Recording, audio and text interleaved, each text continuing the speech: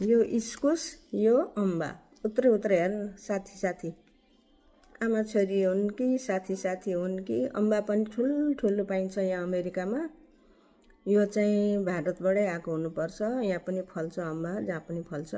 संसारभरि प्राय पाइन्छ। भिटामिन सी युक्त। पहाडमा यति बेला दसैँ तिहार ताका धेरै नै राम्रो अम्बा पाउँछ। कमलो मिठो अम्बा सबैलाई फाइदाजनक छ।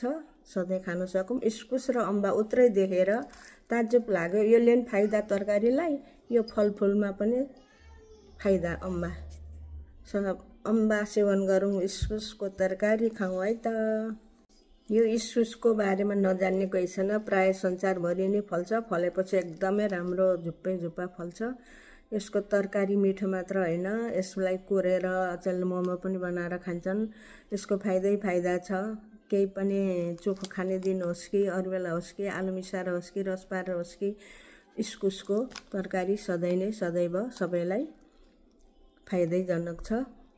यो फलाउन पनि सजिलो छ। एउटा टुसा उमारेर रोपिदिएपछि झुप्पा फल्छ। यहाँ अमेरिकामा पनि धेरैले फलाइसके। मैले चाहिँ यो किनेर ल्याएको हो।